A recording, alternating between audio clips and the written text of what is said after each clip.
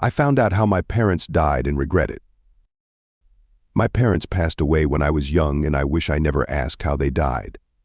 I was always told growing up that my parents died peacefully when I was young, but it was always very vague and the subject was quickly changed.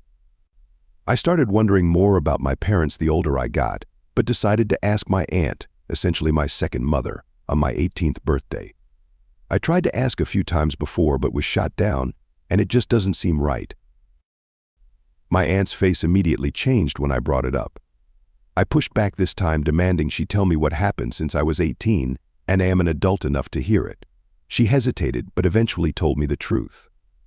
One fall, when I was about 4 months old, there had been more tornadoes that year than usual.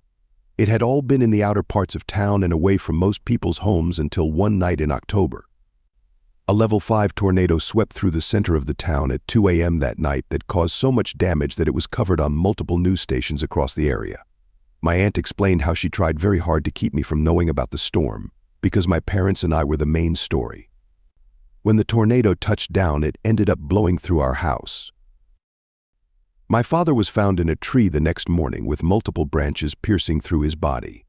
It was a horrifying sight because of how he hung high in the tree without a way to cover him until hours later, when the fire department were able to assist getting him down.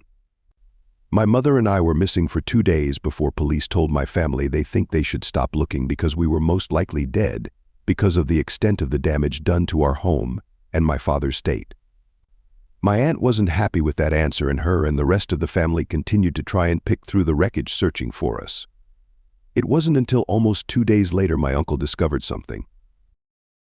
My uncle was searching through the deepest section of our house wreckage. He swore he heard cries for help. After getting help from others in my family, they are able to move a large section of a wall and discovered my mother's lifeless body. Their ears sank until they heard my cry for help.